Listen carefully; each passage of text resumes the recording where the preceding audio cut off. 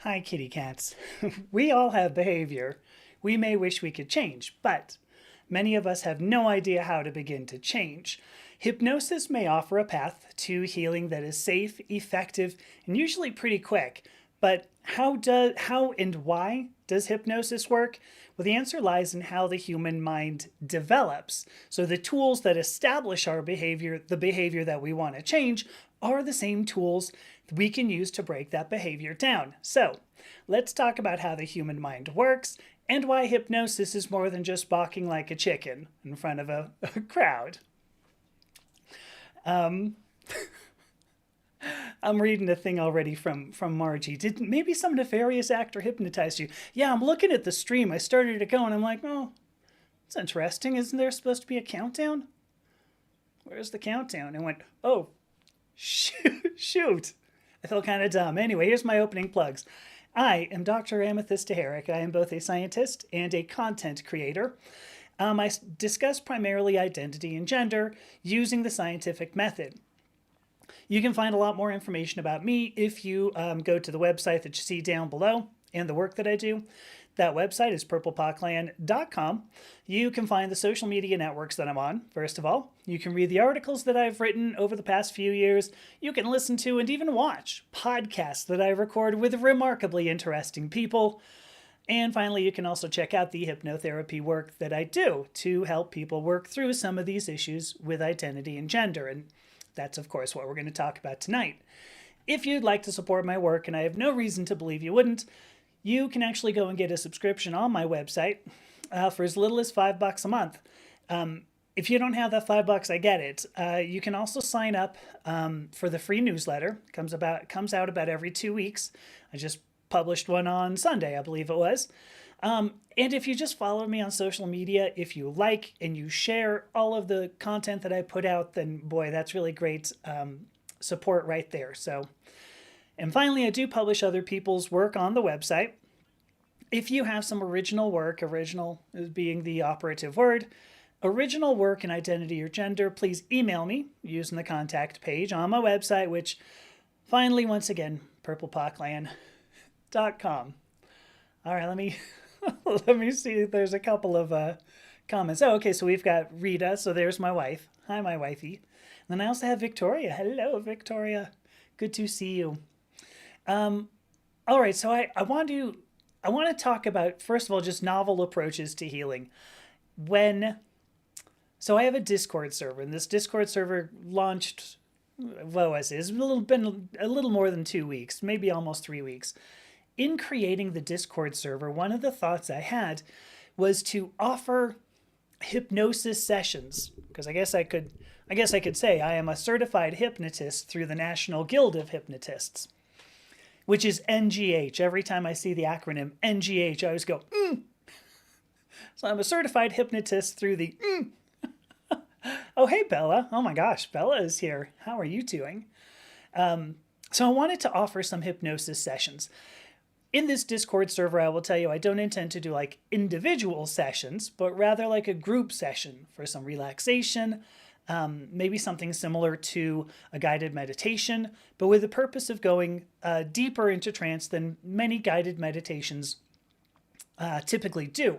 So I plan to do in this coming Saturday, and if you're interested, you can join the Discord server. I have a post on one of my streaming sites. There's a post there that you can see. To join the Discord server, you can search. It's a community server, so you can search for Purple Paw. I will virtually guarantee there's no other server out there with Purple Paw in it. You can search for me as a user. Amethysta is the whole thing. And of course, you can go to my website, send me an email. If you want to get into this, believe me, you're going to. I'm going to have a page on my website. I thought I was going to do that today and to talk to a bunch of friends. So I plan to do a session this coming Saturday. By the way, look, I do have, so Bella VRC. I met Bella, like a year or so ago. And Bella has done some amazing things. So I wanted to call you out in particular, Bella. So Charlotte says, yes, we're going to do live hypnosis, but not now. We're going to do some live hypnosis stuff this weekend on Saturday. So I figured this would be a good time to explain how hypnosis works, but I think it's just as important to explain why hypnosis works. These sessions that I want to do on Discord, they're not supposed to address specific symptoms, but many parts of our mind are interconnected. So you can address one problem, let's say anxiety, and it can address another one, like say self-worth, because those two may be very closely connected. So even if these sessions aren't tailored to you specifically, they're almost certain, well, how about I say they are likely to provide positive benefits either way. Oh my gosh, Bella says we've known each other 2 years. Geez, wow. I didn't think about this. Yeah, we met on Blue Sky. Yeah, when I was barely accepting. True. Hi, Angela. All right, so tonight, what are we going to talk about? Tonight, we're going to talk about how the human mind develops from birth to adulthood, how the hypnotic state, the hypnotic trance state, is both normal and safe, kind of important to go through, and then why dedicated hypnosis sessions work for specific symptoms, especially for responses to trauma. And then, of course, if we end up with the time and the interest, we'll jump back into Super Lesbian Animal RPG. We just infiltrated Javis's hideout.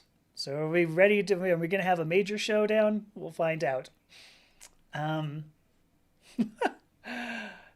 right, let me start here. Whenever you talk about hypnosis, you have to begin by considering how the human mind develops.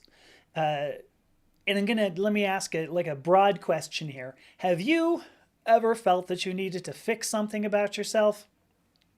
You don't know why, but you know you got to fix something? Almost everybody here is probably going, yes, it was my gender expression. We all have something. So for me, it was gender expression, but all of us have something that we believe is wrong. Even if we don't know why, but we believe it's wrong. Even when we believe it's right, we believe it's wrong. So much of this goes back to when we were young.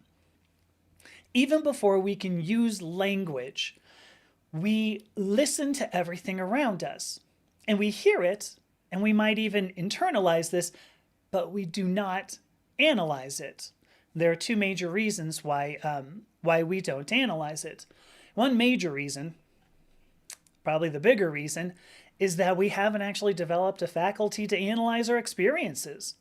When you're 4 years old, 5 years old, we just don't have a lot of knowledge. And everything, or many of the things that happen to us for the first time. And if it happens once in the way it did, we just assume that's appropriate because we have no other basis for comparison. So we don't have enough experience to understand that there are other ways for events to happen. The other major reason is typically the people involved in these early events. We grow up being told our parents love us, our family loves us, our god or goddess loves us.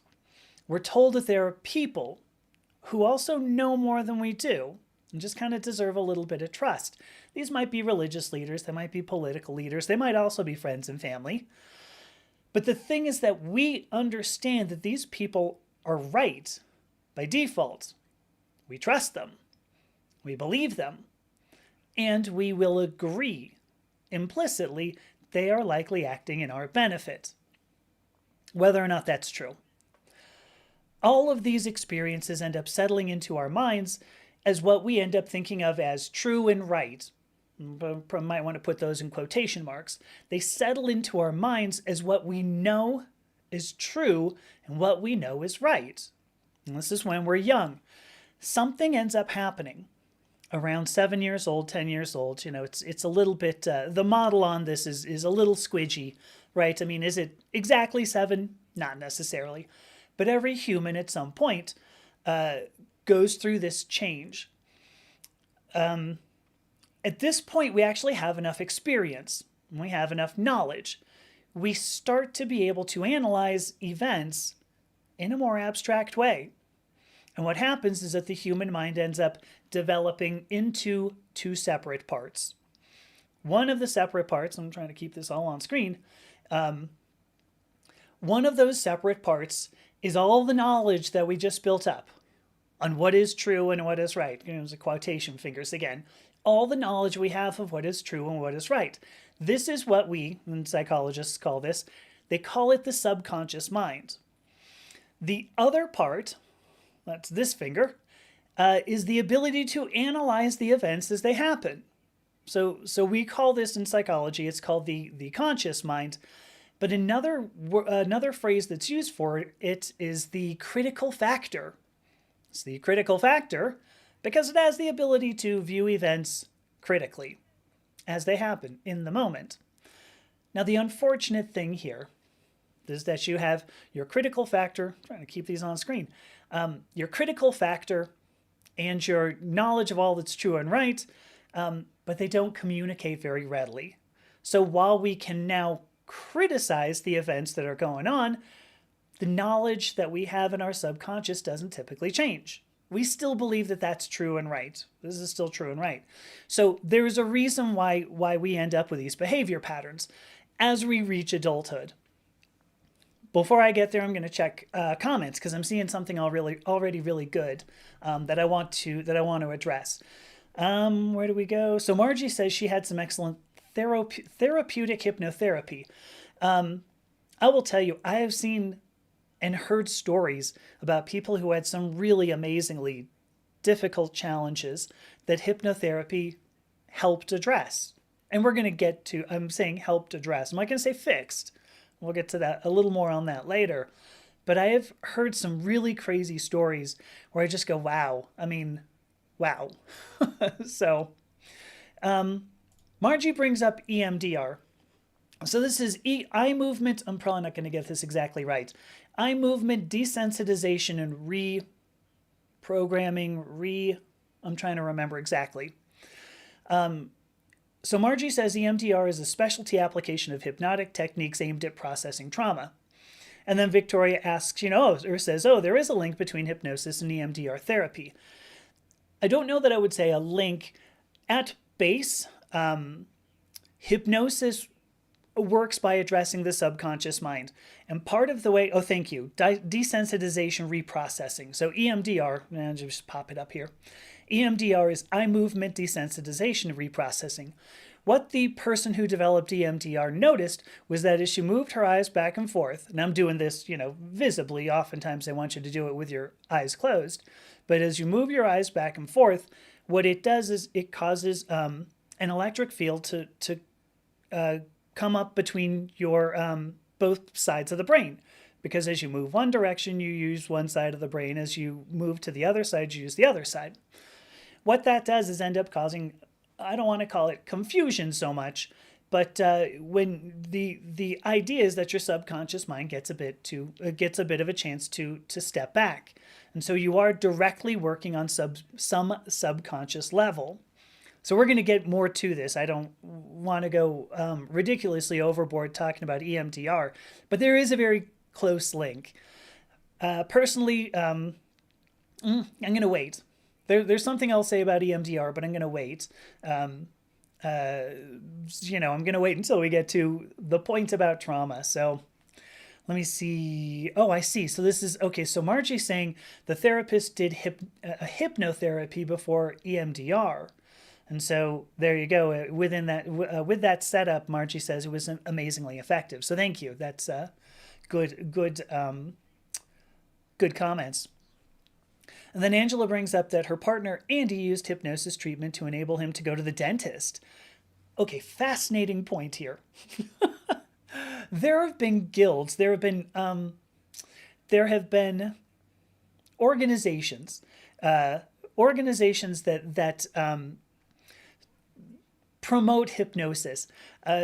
Some of those earliest organizations were typically they were limited to dentists or medical doctors, typically because those dentists and medical doctors wanted some way of getting people not nervous and then not being able to feel pain so that they could do medical treatments or dental treatments. So that's a fascinating little tidbit of hypnosis history, is that we have You have dentists that were using this for the sake of being able to do surgery or whatever without, the person feeling pain, the client feeling pain. So, all right, let me talk about adult behavioral patterns. To go back to what I was saying, we reach adulthood, right, with our mind now as two functioning parts, but they function separately. You have a storehouse, your subconscious, a storehouse of events and memories and beliefs, and you have a critical factor capable of analyzing events as they occur. This is when this critical factor, so told because it was the factor capable of being critical, the critical factor becomes what I like to call the critical guard.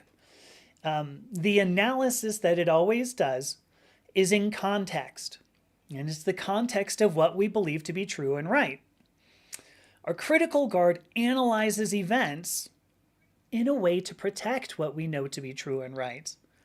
Now that's good and it's bad. It's good because it means we can hold convictions about ourselves and the world, right? This means that we're not easily swayed by arguments. It means that we have memory. It means that we can hold on to events. Like, this is good. From a human standpoint, it's good to be able to integrate our entire human experience. But it's bad in some ways because what's true and right is down there in the subconscious. And the contents of the subconscious come from earlier life before we could actually analyze it. And so the result is that we spend much of our time analyzing the world around us in a way that prevents us from having to change our view of it. It is really, again, a double-edged sword. The thing is that both minds, the two parts of the mind, have two different ways of operating. The conscious mind always operates in the present, in the now. We can only process what's happening right now. We can only be conscious of what's happening right now. But the subconscious mind always operates in the past. It operates in terms of what we already know. So this combination ends up leading to behavioral patterns. And these behavioral patterns can last for life.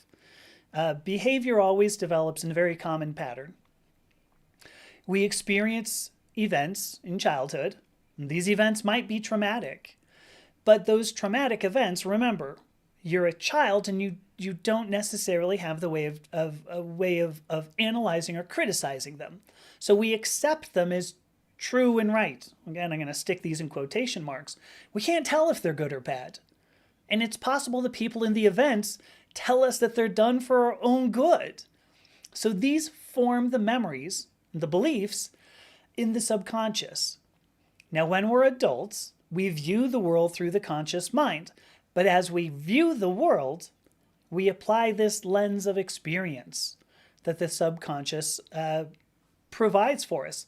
I can think of it sort of like if you were looking through a camera, if you've ever done any film photography here, but if you're looking through a camera and then you put like a filter on top of it, I mean, this is in all kinds of streaming streaming things too. You can start to, you can take a video of something and then you put a filter on top of it. So you've got what's going on, but then another interpretation. So the subconscious applies an interpretation of the events, and then the conscious mind will react. It causes us to react in a way that prevents that interpretation from being proved wrong. And so that's behavior. That's what the behavior is. This behavior may or may not be based on accurate knowledge, right? I mean, the behavior may or may not even serve us in the moment, or ever, might never have served us. But in order to change the behavior, we have to change the underlying interpretation. We have to be able to get to the subconscious in particular so that we can affect what we believe is true and right. And so that's how that works. As adults, we end up with behavioral patterns that form from what we learned as children that gets applied to our adults, what we see when we're adults. All right, let me look at some of these comments.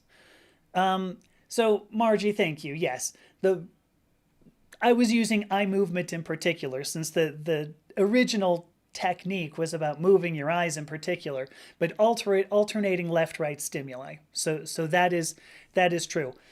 Margie now says that distracts from the traumatic triggering loop. Yeah, wait until I'm gonna agree. I'm gonna say there's more that I can add to that when we get to the next section. And then Margie also says traumatic experience also derails those critical faculties. So I'm going to disagree with that and to say that the traumatic experience actually is what the critical faculty wants to protect. We get overwhelmed, and the visceral disturbances, as Margie puts it, causes dysfunctional memory. Those dysfunctional memories are there. As we experience the world, if we see something similar, yeah, that's a trigger.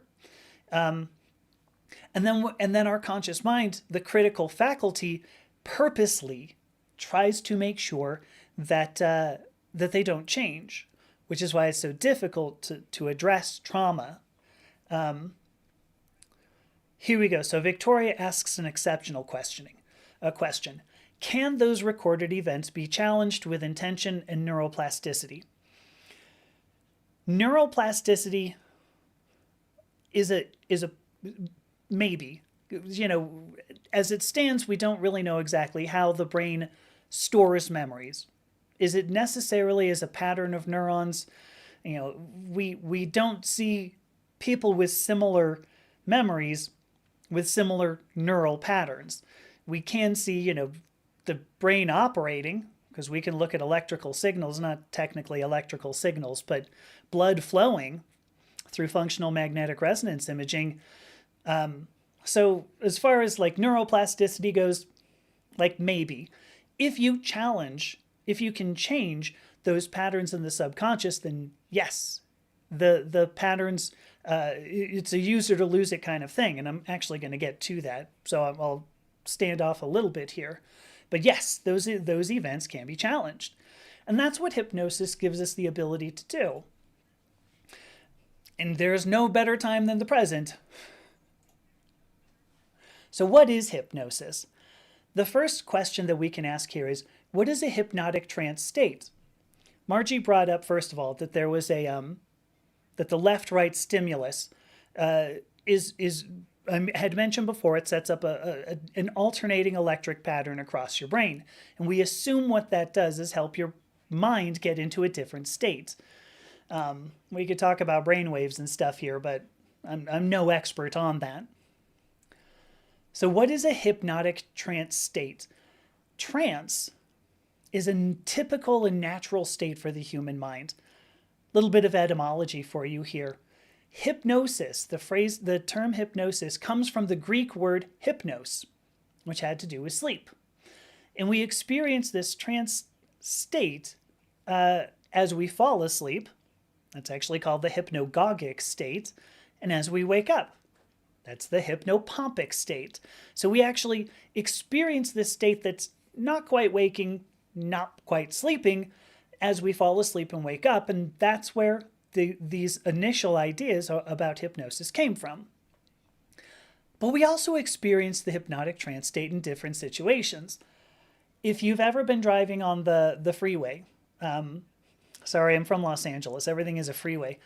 This has been called highway hypnosis, right? When you drive somewhere, you leave your house or you leave someplace, you leave the where you were and you get to a destination.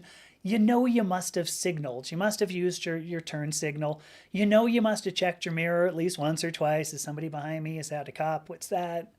You know you had to change lanes. You had to get off the freeway, whatever. You know you had to do all these things, but you certainly don't remember doing every part. We do some of these things unconsciously, but in part that's because you get into a trance state where your subconscious is allowed to sort of, okay, we're going to check the mirror, we're just going to do the things. There's a psychologist as well who wrote a book called Flow. His name is Csikszentmihalyi. That's his last name. You might look at that name and you go, that was not how I thought you'd pronounce that. But his name is Mihai Csikszentmihalyi. There you go. Oh, Sarah's here. Hello, Ms. Lewis. The trance state, the flow state is almost kind of similar to a trance state as well. You can do this when you're dancing. We will get into an ecstatic state. This is another style. So dancing, sometimes doing sports. I would get into a good trance state when I was running. I could run for, well, a long time, let's say, and then I go, oh shoot, I went 5 miles. Who knew? I'm sorry for using freedom units, rest of the world. But I have also seen this. I've observed this when people are writing code. So, you put on some trance music, right? You have to be listening to something raver. Start writing code and you just plow through a bunch of stuff and then you go, oh my God, it's been 4 hours. Who knew? In these states, we aren't so much thinking as just doing. And that is the important point. That is the important distinction. The hypnotic trance state is characterized by the conscious mind being otherwise occupied. When the conscious mind is otherwise occupied, that critical guard, that critical factor, it takes a step back and actually lets down the guard. And so now the subconscious mind gets the chance to move a little bit more forward, to engage with what's going on more fully. And that's how you can drive 100 miles and never, maybe you don't, but drive a long distance and never think about signaling or checking the mirror or whatever. And that state is exactly what we need to address the subconscious mind. If you can get that critical guard to move, to step back, that's perfect. Because the critical guard prevents us from changing the contents of the subconscious. We need it to step back so that we can talk to the subconscious directly. And that, ultimately, is all that a hypnotist does. A hypnotist, like myself, helps a client first achieve a hypnotic trance state. This can take seconds. So I've heard.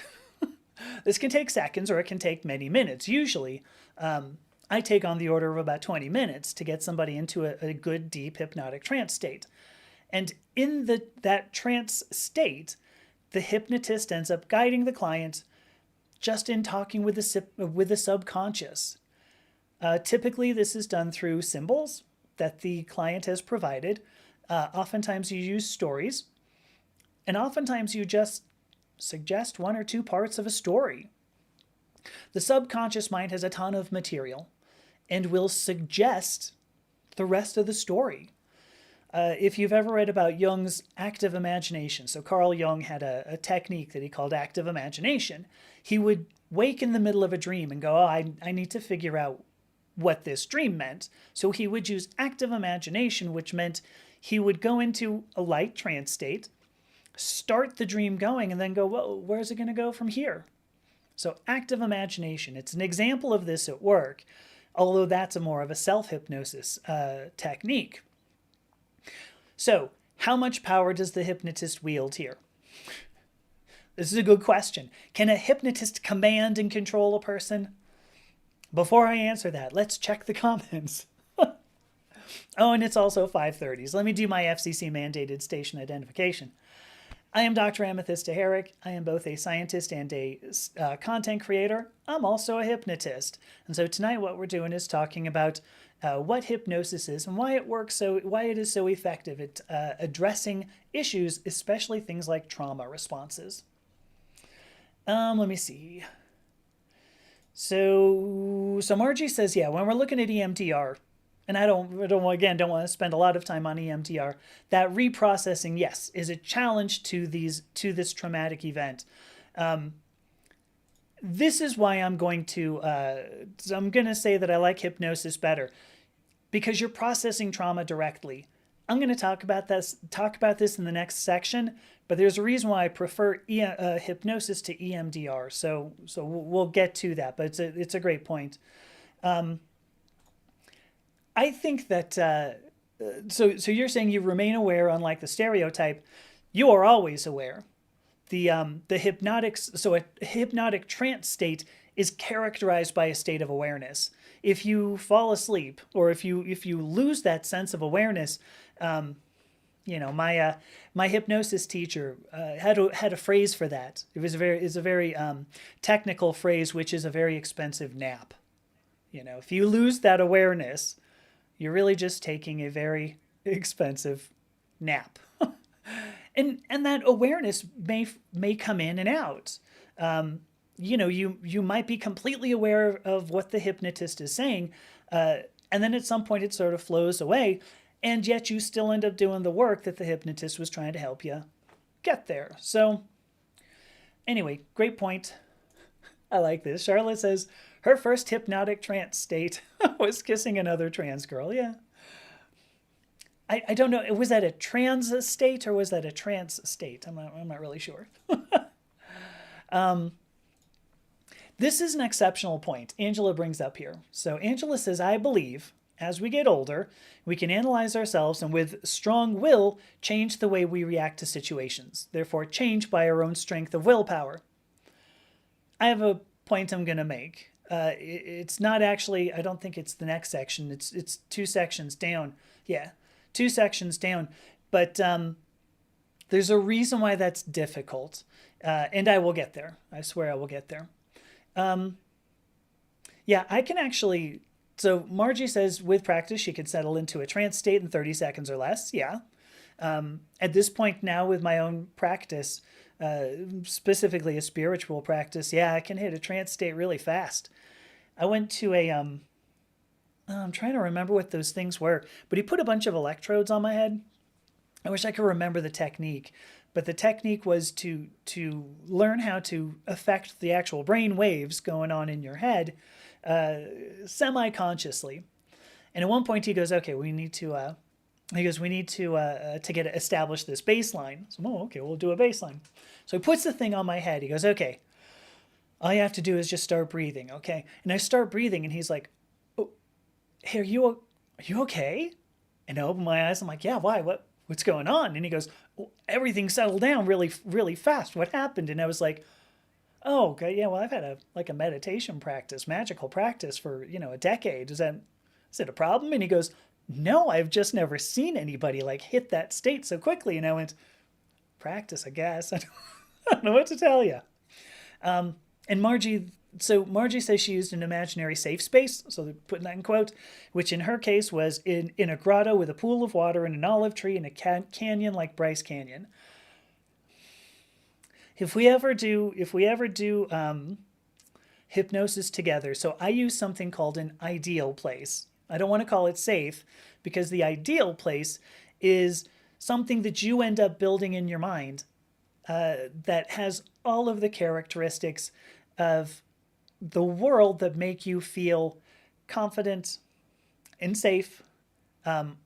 All of those things. So the ideal place is something that I use. Just as an aside, I mentioned it to my hypnosis teacher, and he was like, "Wow, that sounds really complicated." I was like, "I'm not sure people can do that. I don't think the people I know would be able to do that." And I'm like, I think maybe. And everybody I've worked with has just been like, "Oh yeah, totally understand, totally get it." Once they get there, they're like, "Yeah, well, here's all the things I experienced." All right, I want to address a few myths about hypnosis here. A few myths. Can somebody like I am control another person? I had a thumbnail with little spirals, right? Woo! Can a hypnotist control another person? The quick answer is no. The level to which a person can be affected by hypnosis is largely dependent on the level of trust. Now, you might go, well, what about intelligence? Because can't you really command dopey people pretty easily? An interesting little tidbit is that usually it's people with higher intelligence who are great at hypnosis. Going into this state, those with lower intelligence oftentimes may lack the understanding of their own symbols, which makes it more difficult for them to reach some of these trance states, or at least the deeper levels of trance state. And just to give an idea, by the way, if you are curious, the levels of trance state, there's actually a scale that we use, that hypnotists use. And it's 5 or 6 levels, depending upon how much you want to go into depth here. But like a light trance state is the kind of thing like, maybe somebody's not going to be able to hear a fly buzzing around in the room, something like that. But you can get to the point where you can have people literally not feel pain. Not feel pain. That's serious. So my teacher got into this because he heard of somebody doing neck surgery without anesthesia, just using hypnosis. That's pretty significant. You can also get people to have what are called positive hallucinations. So you can get them to open their mind, open their eyes, and like see a big bunny rabbit standing in the corner or something like that. That's a very deep level of trance. The deepest level of trance, we usually think of those as negative hallucinations. So you can get the client to open their eyes and like they can't see you, like you disappear. You can get them to, this is a slightly lower level of trance, but you can get people to forget things like numbers. So like they go 1, 2, 3, 5, 7. Wait, 1, 2, 3, 5, 7. 1, 2, because they're like, I forgot the numbers 4 and 6. What the hell are those? So the level of trance state is varies a lot, and usually people with high intelligence are great at doing this. The end. So can a hypnotist control another person? The thing is that there are different styles of hypnotism. So hypnosis is the state of being in a hypnotic trance. Hypnotism is actually helping somebody do this. The two different styles. One of them is called the authoritative style. As you might guess, that is authoritative. The hypnotist actually tells the client to do certain things. This trust that gets built up is the client simply accepting that the hypnotist has to be obeyed. And so you get things like, if you want to lose weight, you will not eat. You want to quit smoking, you will not smoke. You have a problem with anxiety, you already feel better about yourself. So this is authoritative. The style I use typically is a permissive style. So this is distinguished from an authoritative style in there being a whole lot more collaboration. What that requires is the hypnotist actually understanding, hearing, and writing down and remembering the symbols that the client already discussed. And so that comes from, hearing a history. It's a bit more complicated, in my opinion. But using those symbols, when you use those symbols and the stories that the client already gave you, it gives the client permission to change what they believe. The trust there comes from the hypnotist literally speaking the same language as the client's subconscious. That's very important. I use a permissive style all the time because I feel that using the language of the subconscious to affect the subconscious is far more effective. I think it just gives a lot more ability for the client to take more matters into their hands much more. Don't misunderstand me. The authoritative style works. I have heard crazy stories of authoritative hypnotists. Milton Erickson is one example. Dr. Milton Erickson, he was I think an MD. He had this one. It's called an induction to get somebody into a hypnotic trance. He had this one induction called the handshake induction. So he'd shake your hand, he'd look in your eyes, and then he'd push you back into a chair and say, go into trance, and people would go into trance. I hear this and I go, oh, come on. Really? But that's the same style that like stage hypnotists use. The stage hypnotists who make you balk like a chicken. Right? They go, oh, now preen your feathers and balk like a chicken. And you're, okay, balk like a chicken. A permissive hypnotist would only ask you to balk like a chicken if that's going to end up doing some good work for you. Like if the symbols in your subconscious are balking like I'm a chicken and I don't know how exactly that could happen, that's when a permissive hypnotist could use that. But the point is that every client, has to engage with a hypnotist in order for the hypnosis to be effective. The hypnotist and the client are a team. It's the collaboration Together, they have to build this framework for making change. So, hypnosis is not. Hypnosis, working with a hypnotist, is not command and control. I cannot make you rob a bank. I can't make you transfer all your money in your bank account. I can't make you vote for the other party. There are some who might ask us, to do that. You're not going to start kicking puppies. Hypnotism can only help you do what you already believe is right, because you already understand some of these things. So why does hypnosis work at all? I've already pushed a bunch of questions back. Why does this work at all? And why can't we just do this work on our own? Is this different from what a psychologist does? So let me look at some of these comments here. Oh yeah, here we go. So, did it go? Yeah. So these brainwave things, and yeah, so my wife brings up neurofeedback. That was what I did. So neurofeedback's probably the same thing that you did, Margie, at a Burning Man. I used a brainwave headset that controlled a flamethrower. Yeah. All I did was watch. I was watching, BBC specials. In particular, I was watching what's his name? David Attenborough. So I'm sitting there with this big, huge thing on my head, and it's like, observe the tiger in its natural habitat as it stalks across the savannah. It's looking for the antelope. There he is, and he's off. I'm like, oh, look at that. And so there was you had to try to keep the static from coming in. It was really fascinating.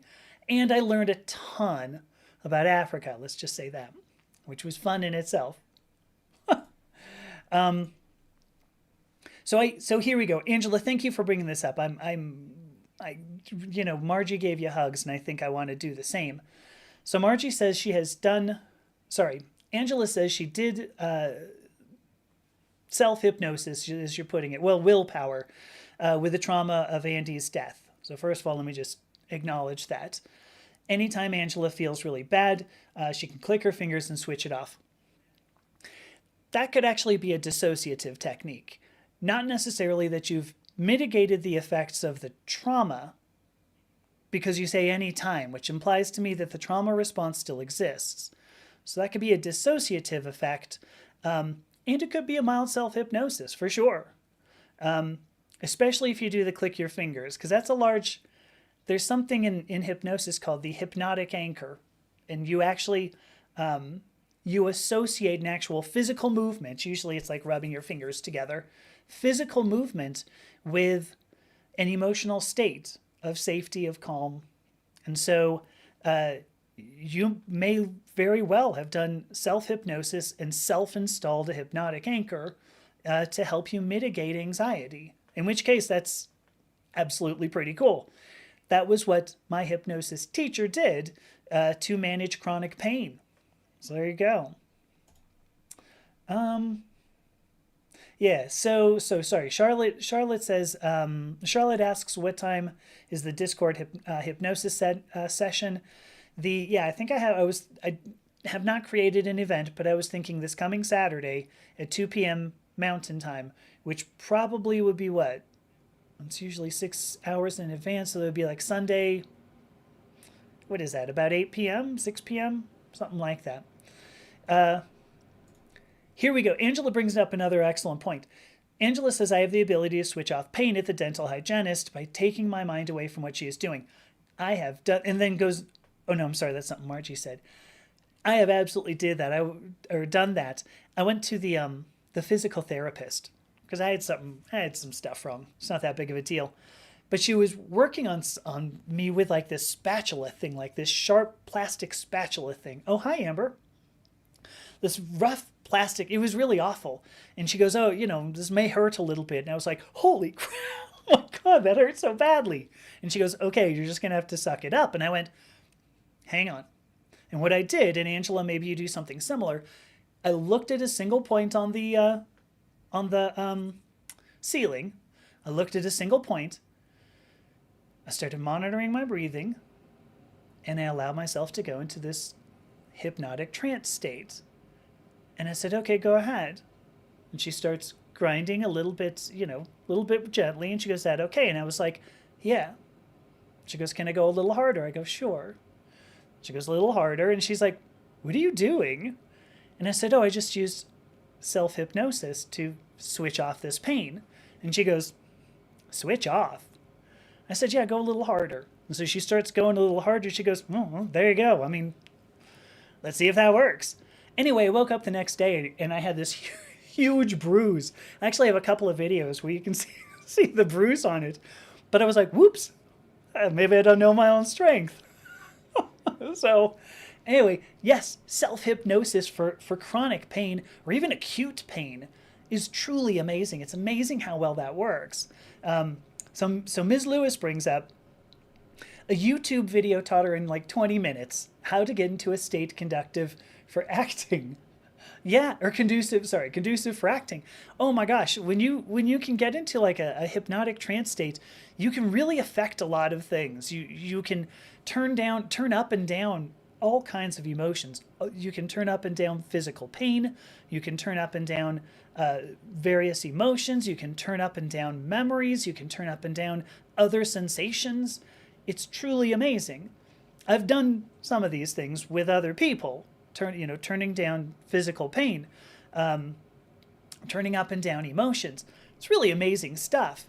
And maybe this is a good time to go to why does hypnosis work? I actually want to pop this one up because it's kind of horrible. Wow, Margie says she's completely shut off surgical level pain through dissociation. Yeah, you can definitely do that through dissociation. Self-hypnosis, so by dissociation, I'm assuming you mean, Margie, you were not aware at that time. And like I said, an actual hypnotic trance state is characterized by awareness, some awareness. So if you did not have awareness, yeah, that would be dissociative as opposed to self-hypnotic. But there are people who can do that. Supposedly Gandhi was able to do that. I saw a photograph. I don't even know if it's real, but he's like chatting with somebody. He's chatting with somebody while somebody's doing like, I think an appendectomy. Like he needed an appendectomy. He's like, listen, I still got to talk to somebody. And the person's like, you got to be joking me. We're to do some surgery. What are you doing? And he goes, nah, it's cool. Like, just go ahead. I think this is exactly how Mohandas Gandhi spoke. He's like, nah, it's cool. It's fire, bro. Let's just go. Anyway, did the whole thing. There you go. All right, my last topic that I want to talk about. Oh, thank you, by the way. I'm assuming that really good impression was my David Attenborough. Richard Attenborough? I forget. I think it's Richard Attenborough, but anyway, I just loved him walking around things, You can see the surf rolling up, turning the crabs upside down. You're like, wow, it's a lot of fun. All right. Why does hypnosis work? To return to the childhood mind, right? This is just to go through this one more time. Oh, is it David Attenborough? Thank you, Amber. To return to the childhood mind, events occur in our life, and they may not always be pleasurable to us. These don't have to be directly harmful, just not something we'd normally want to do. I have a great example. It could be eating creamed spinach when you really don't like that texture. It doesn't have to mean abuse, although there are certainly people out there who would say feeding me creamed spinach was a form of abuse. It doesn't have to mean abuse, but those events are trauma. They're trauma to the childhood mind. And trauma leaves imprints, as we spoke before. This trauma turns into memories and beliefs, and those memories and beliefs, as they provide interpretation to the conscious mind, turns into behavior. So you experience trauma, the trauma turns into behavior, and the behavior is reinforced by the conscious mind's critical guard. So there was a question earlier about, can you just do this with willpower? Typically, psychotherapy engages the conscious mind. And I'm not going to dump on psychotherapists here. But typically, it engages the conscious mind. You talk about trauma, chronic trauma or acute trauma, mild trauma or extreme trauma, but you talk about it. And you talk about things with the conscious mind. The conscious mind exists precisely to protect the subconscious. So in a way, that's exactly what won't work, because you're using the tool that prevents change to try to make changes. And that kind of seems like a lost cause. To return to the distinction between, or the similarity between hypnosis and EMDR, our behavior comes from a long chain of events. Even acute trauma has to be reinforced. EMDR uses, oftentimes we will revivify, it's called. Revivify, which means we go through the trauma again. We experience the pain of the trauma again. Vivify means to live, means life. PTSD is an involuntary reinforcement. But you do reinforce something, and everyday life may actually reinforce things as well, especially if you respond to the trauma with behavior. So if you got some trauma that said you have no self-worth, you're worthless, and you have behavior that reinforces that, you continue to believe it. Behavior is complex. It's not just trauma, and it isn't just the conscious mind protecting the beliefs installed by the trauma. It's this whole triumvirate where you have the trauma that you have as a child, that you got as a child, and your conscious mind is there to protect it. You have to protect it. So hypnotism, the reason why hypnotism is so effective is because it acts on the behavior.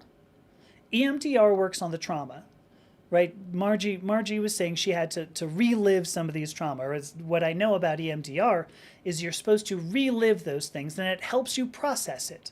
It helps you go, oh, well, maybe it wasn't as bad as I thought. What a hypnotic trance state can help you do is mitigate the behavior.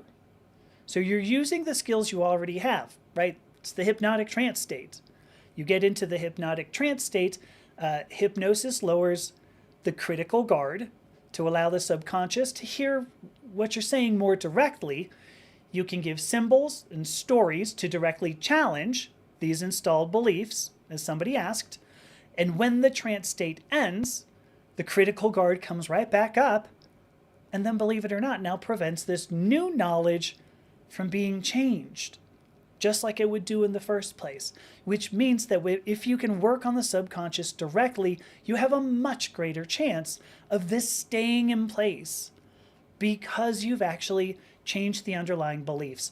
So hypnotism differs from something like psychotherapy or EMDR because rather than focusing on the trauma, it focuses on the trauma response. It focuses on the behavior. And the reason why hypnotists do this is, first and foremost, you are not your trauma. You are not your trauma. You are not the reason the trauma occurred. Whether it was a car accident, whether it was some sort of abuse as a child, you are not the reason for it. Another person was, and that person would do something traumatic to somebody else, whether you were there or not. You are not your trauma, and you are not the cause of your trauma. The behavior that you have is a response to that trauma. I mentioned earlier that there's a use it or lose it aspect to your mind. If you address the behavior, you can actually address the trauma indirectly. The mind, so your muscles, if you build up a muscle, whatever it is, if you build up a muscle, you have to continue using that. Or sooner or later, it goes away. It's use it or lose it. And the mind has a similar pattern of operation. Is that necessarily neuroplasticity? It's hard to say. I'm sure there are neuroscientists out there who would say, oh, it's absolutely neuroplasticity. But we don't know that, for reals. What we know is that if you don't continue reinforcing the trauma, if you can mitigate the trauma, if you can mitigate that behavior that's manifested as the response to the trauma, you can mitigate the trauma. And notice what I'm saying. You don't erase the trauma. All you can ever hope to do is mitigate the symptoms. The trauma still happened. The trauma might be very important. The trauma might be very informative to the rest of, or very formative to the rest of your life. The trauma still happened. So you don't erase it, but you do mitigate it. The trauma can lose its potency over you. And more importantly, the trauma can lose its potency over your behavior. And that's why hypnosis works. And I believe it's more effective, typically, than psychotherapy because it can be done much more quickly. I've gotten a lot of psychotherapy, and I'm not going to say that psychotherapy is all bad. I will say, when you use the conscious mind to try to change the subconscious mind, it's a very difficult battle. And that's why I think hypnosis is one of the best tools out there for addressing trauma responses in particular. So let me give a summary, then I can go to the comments here. The way our mind works, it works as a conscious component and a subconscious component. The subconscious component is where our behavior patterns lie. But the conscious mind prevents us from addressing them. That's part of its point. It is the critical guard to make sure that the subconscious patterns don't change. So if you go into a state of hypnosis, the client can then use symbols and stories that the hypnotist suggests, and those symbols and stories can change the underlying beliefs in the subconscious. Then when the subconscious mind comes back, it can guard these new beliefs, underlying beliefs in the subconscious. The result is mitigating the behavioral patterns, and then your conscious mind protects this new behavior. You live a happy life forever and ever. Maybe you get, you win the lottery. You find out, your mother always loved you, and that goes on. But that is the summary. That is why hypnosis works and why I believe it is so effective. So, all right, let me check these here comments. All right, so Margie says she remained aware. That is definitely a self-hypnotic technique then, because this is an interesting point. So Margie says she felt the dressing moving over the wound, feel every detail of it, but the pain was gone.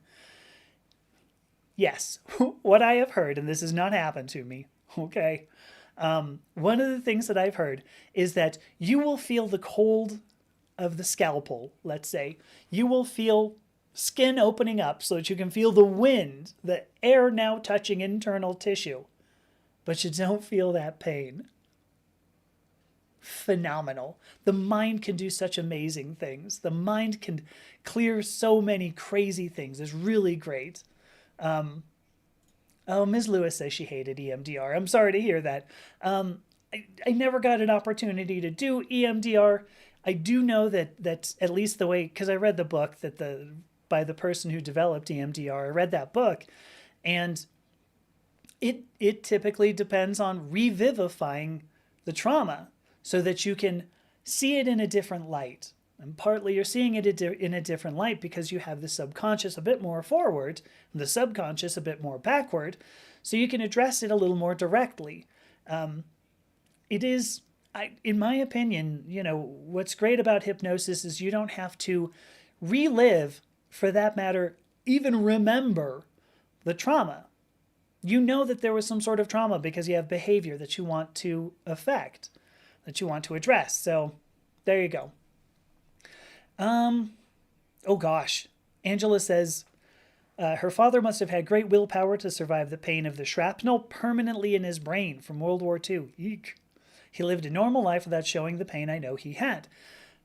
So my teacher, I mentioned, my teacher got into hypnotism, because self-hypnosis in particular, because he wanted to mitigate chronic pain himself. He had had a car accident, and so he had bone chips, I believe. I'm a little unsure, because it's not like believe it or not, I'm not a neurosurgeon. I know that comes as a surprise. But he had like bone chips near his spinal column. And so it really hurts a lot. And he got to a point where he could not do anything, literally could not do anything. And so when he learned self-hypnosis, and it took him a long time to develop this because he didn't have the money to go see a hypnotist, because he couldn't work because he had this chronic pain. Maybe you see this cycle that maybe our medical system sort of reinforces. Not saying much there. But he learned self-hypnosis, and I actually watched him do it, because I actually interviewed the guy on my podcast. And I was like, okay, you're ready to get going? And he goes, hang on. And he sits there for about 20 seconds, and I'm watching him. I'm like, the hell is he doing? I'm like, what is he doing? And I just thought I'd wait. I'm like, well, I'm not going to say anything because I don't want to be like, hey, man, what are you doing? But he comes to. He doesn't come to. But he opens his eyes. This was long before I'd ever done any work with him. And, before he was my teacher. And I was like, what'd you do? And he goes, oh, I just managed my chronic pain. I'm ready. We can go now. And I was like, okay. But I heard more of it during the class. So it was pretty cool. And yes, so Margie, yes. So Margie says the triggering itself is a reliving of the trauma. And yes, that is a, something like there's something I'm gonna go ahead and talk about this. One of the things our brain does, our mind, I want to say mind, one of the ways our mind works is something called chunking. This is not the best word for it, but it's called chunking. When you have a traumatic experience, first of all, your conscious mind takes in a ludicrous amount of information, a huge amount of information, and what we do is filter it down. Because I know somebody who got in a car accident. And I believe maybe she just dropped her aunt off, I think it was, is how the situation went. But she dropped her aunt off, and so her aunt had strong perfume. An old lady, right? I don't know why old ladies always have strong perfume.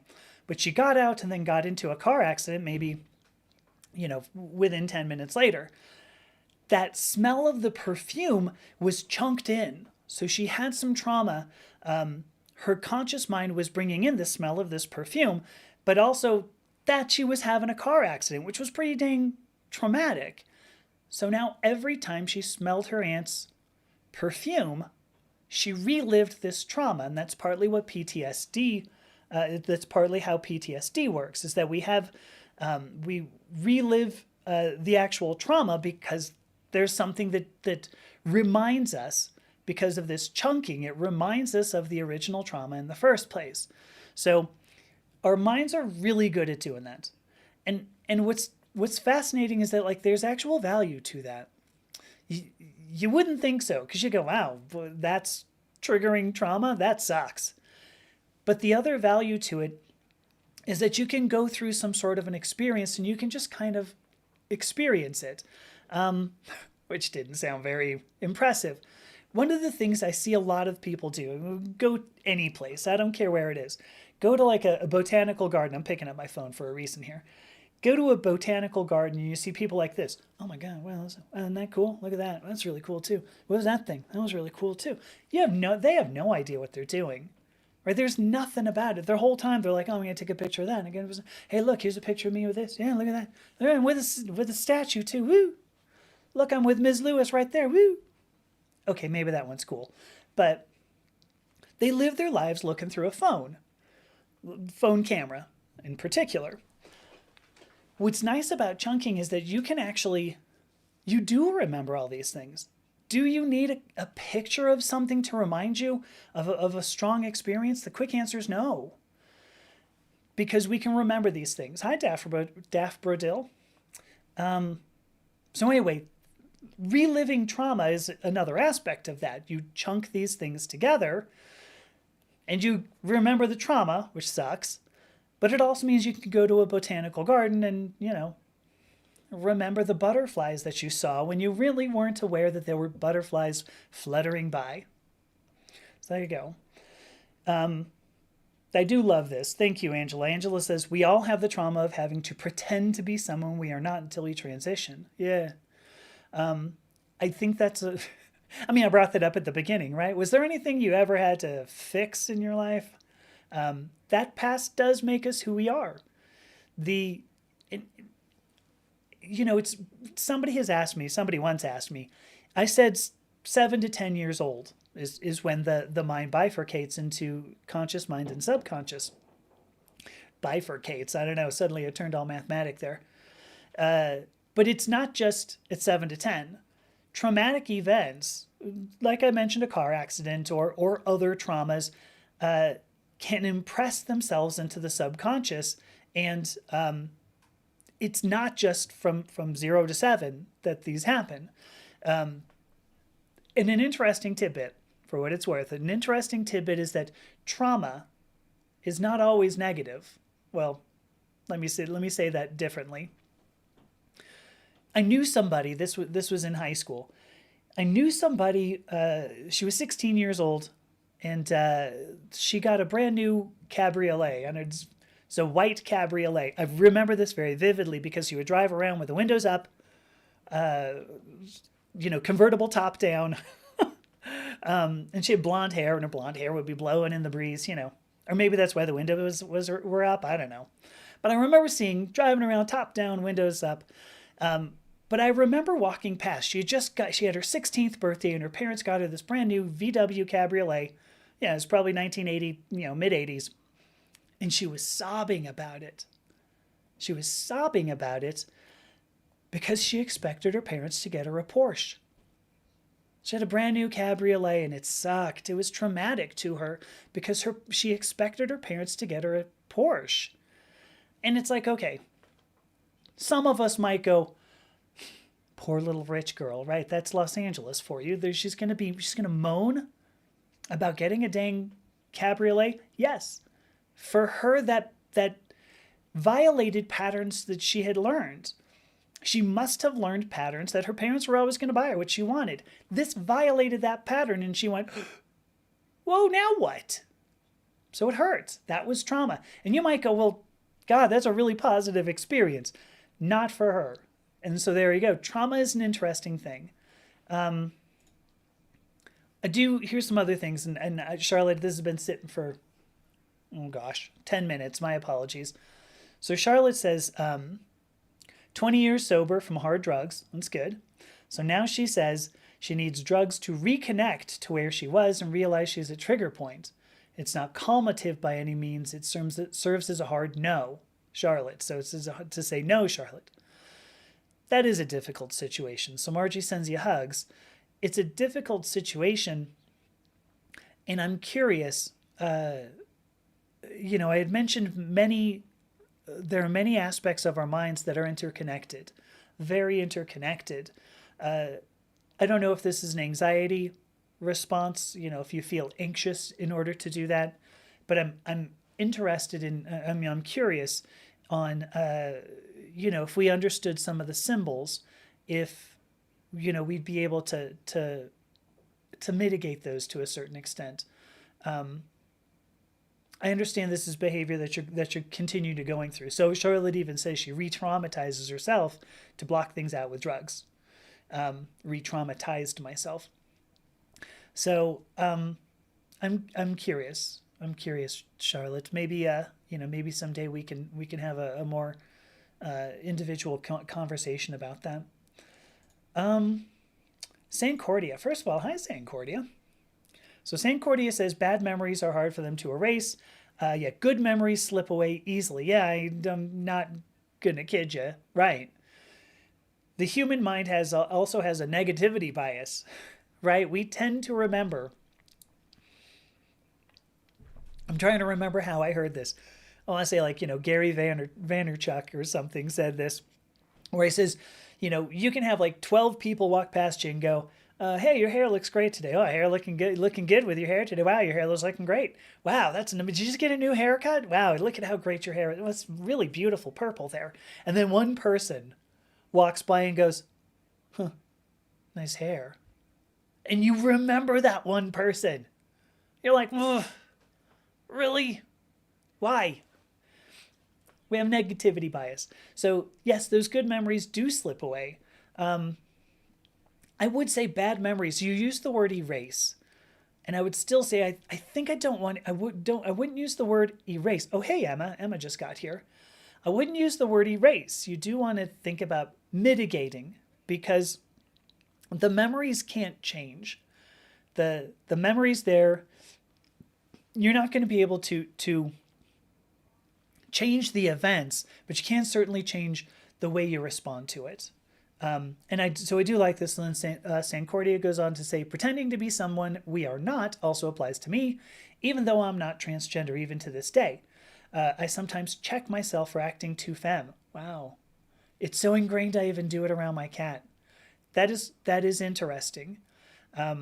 Yeah, these ingrained behaviors, these are, I don't know what happened when you were younger, but I would guess that when you were a kid, you had some parent who said, can you stop being so dang girly?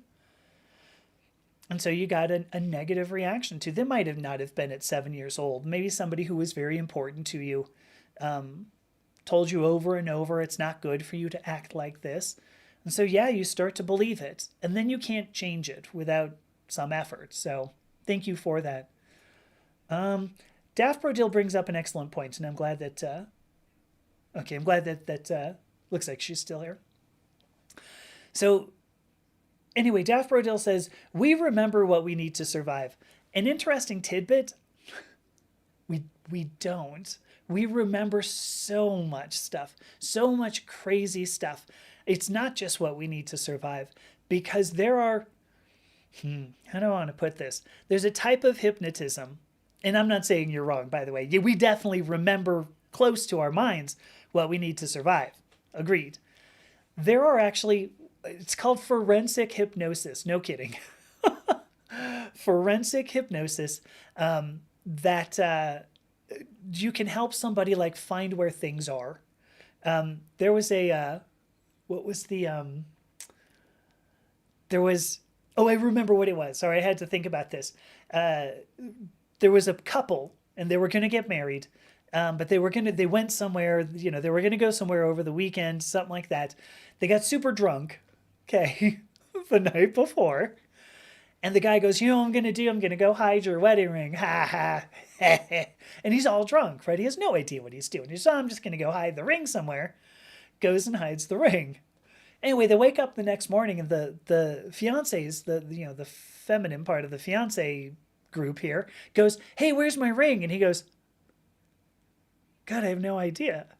And they look all over like, where's the ring? Where's the ring? Who's got the ring? What happened?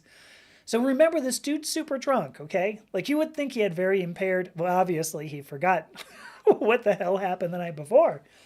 But he goes to a hypnotist. I don't know if it was my teacher or somebody else, but the guy goes to a hypnotist, and I kind of think it was my teacher, because the hypnotist is, okay, well, I'm just going to start bringing you through this regression.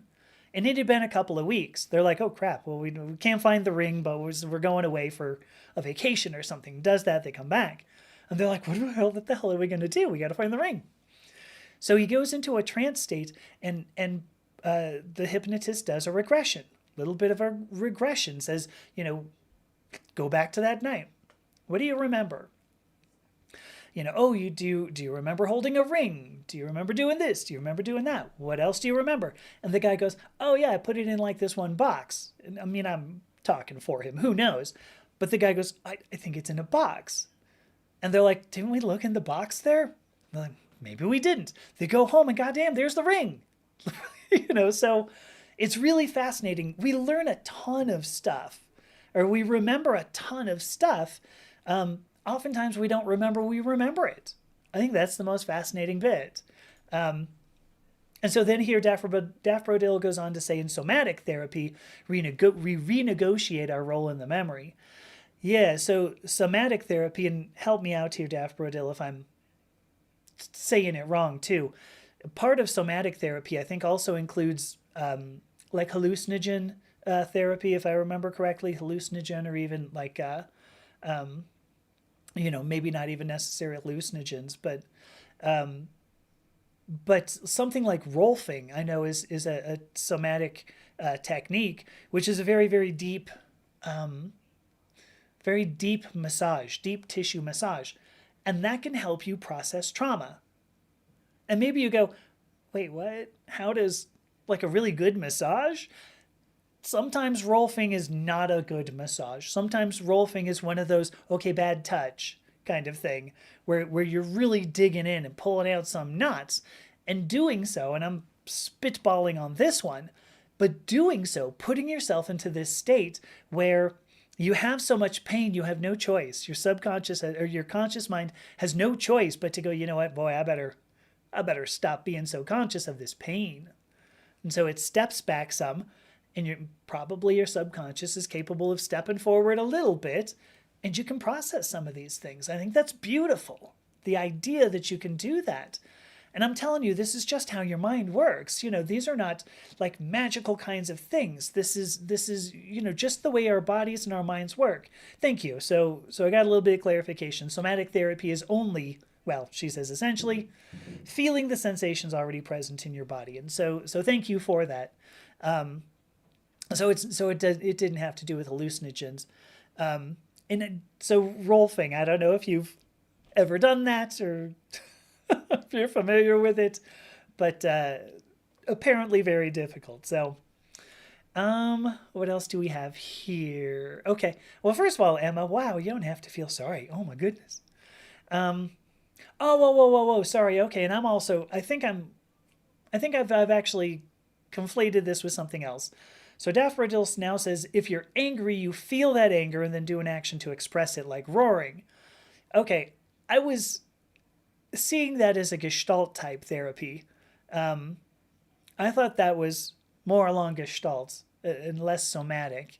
But thank you. I mean, all these things, come and go and really interconnect. So, all right. So I like this. Angela says, sorry, it's not just that I like it. Angela says what we remember is associated to what is happening at the time. Yeah, right.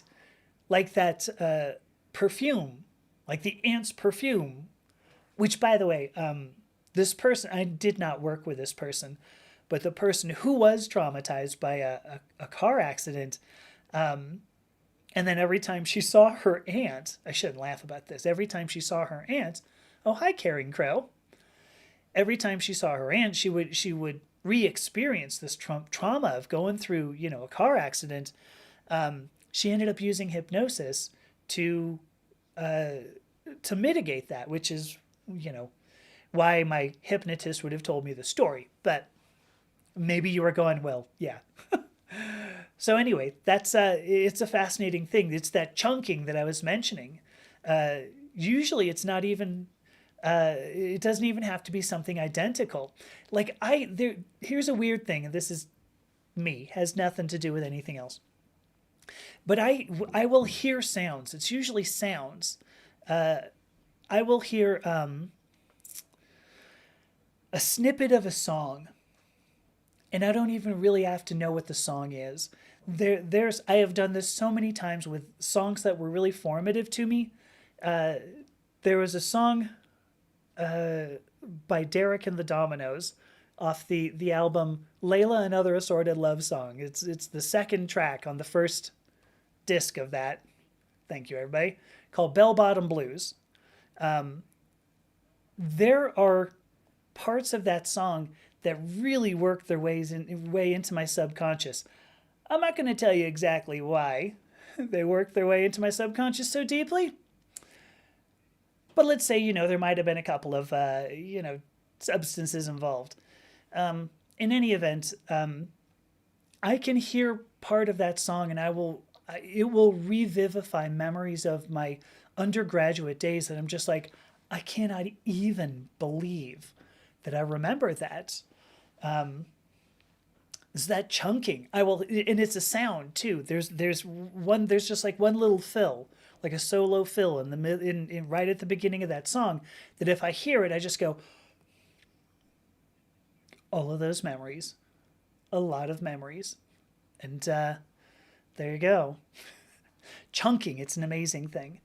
Emma says she's chilling. No clue what's happening. So I was talking about hypnosis, why hypnosis works the way it works, and how it works and why it works. So hopefully it was a good time. So Sancordia, forgive me, I seem to, you use she, her pronouns, right? I mean, you went to a Catholic all-boys school, but I think you were assigned female at birth, right? I mean, how did you end up in an all-boys school? Maybe this is something, maybe we need to talk about that privately, but that's odd. Wait a minute, hang on. And then goes on to say, sports was a way to go, tap dancing not so much. I don't know. What about you have like the Fred Astaire's of the world. I'm trying to think of other great tap dancers. there's one that's coming out of my, that's just slipped out of my mind. What I need to do is perhaps, do some chunking and see what happens. So, oh, I'm sorry. Oh, so St. Cordia says, sorry. So my apologies. You're a cis male. Thank you very much. My apologies. For some reason, I thought you were cis female. Thank you so much. My apologies for I may have even used the wrong pronoun, so my apologies on that. But there you go. St. Cordia brings up he has associations like that with home decor. The most sophisticated stuff can leave him cold, yet horribly outdated 1980s wallpaper can make him feel all cozy. Isn't that awesome? What's so fun? I think I don't know how much I'm going to go into this. I really hated where I grew up. Okay, so I lived in this one house for my first 17 years of life. There are not good memories of this house. How about if I leave it at that? A lot of very bad memories, and I will still see decor that reminds me of that house, and I just go. Ugh.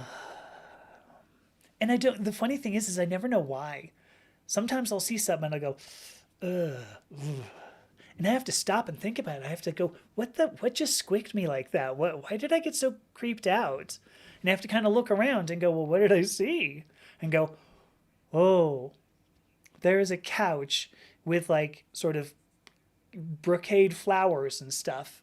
I will see it and I'll be like, oh, yeah. But sometimes I really have to look around to just go, what the hell was that? What caused that reaction in me? And now now that once I started doing the hypnotist training, I really started thinking about it. So now when something like that does happen, because I mentioned that one song, Bell Bottom Blues, now I will start, if I have this weird memory, I'll be like, what the hell happened? And I'll look around and I'll be like, what am I?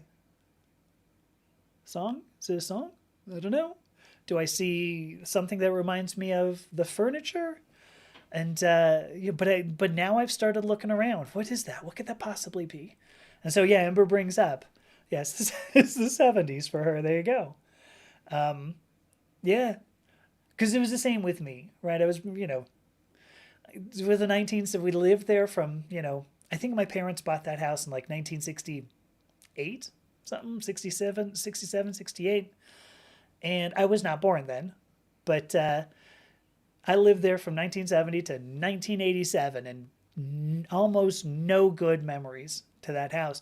I think about that. Well, have to be some good memories, right? Some? Any? Not ones that I can bring up. There may be a lot of people here who are like, yeah, I hear that. Um, Emma says, hi, I was wondering why you were paying attention to anything, then realized that I was watching a few minutes back. Yeah, I know.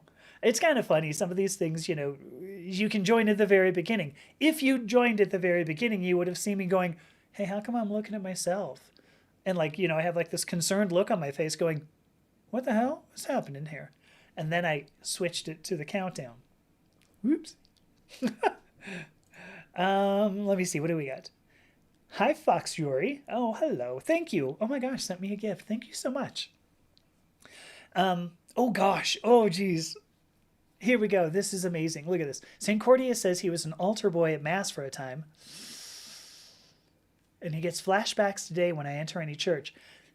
The smell of that incense. Does that do it to you?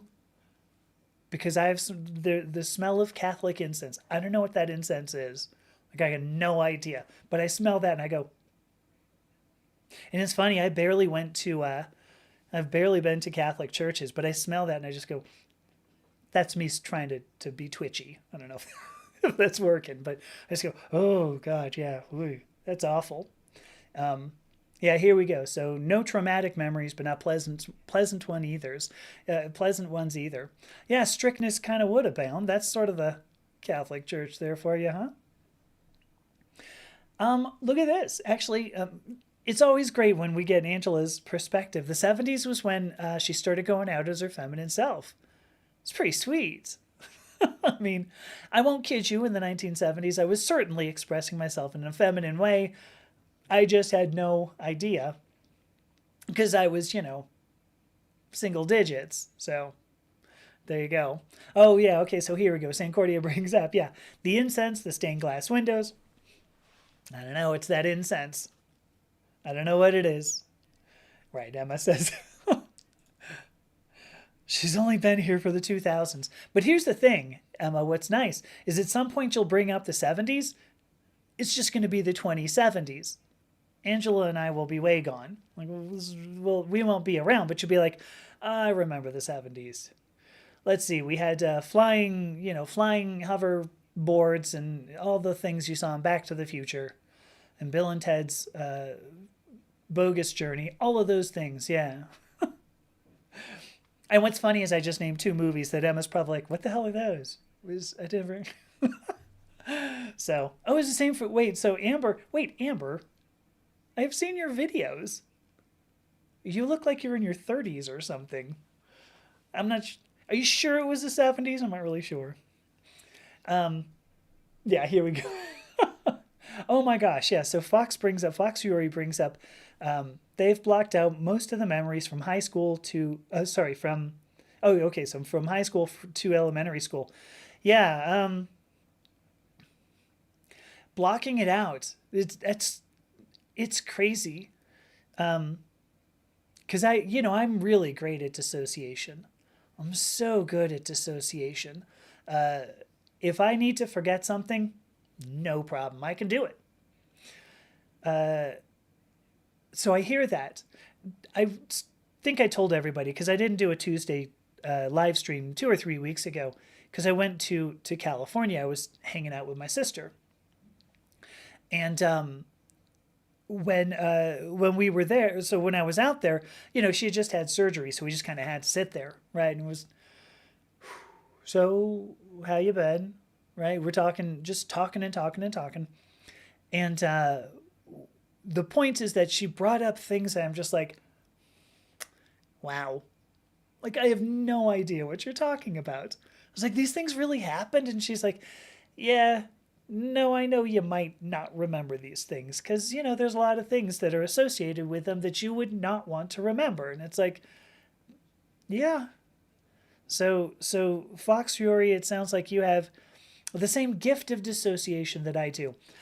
I'm saying that sort of sarcastically. I actually had a conversation with somebody just earlier today because I have brought up evolutionary psychology on the in streams before and shows before.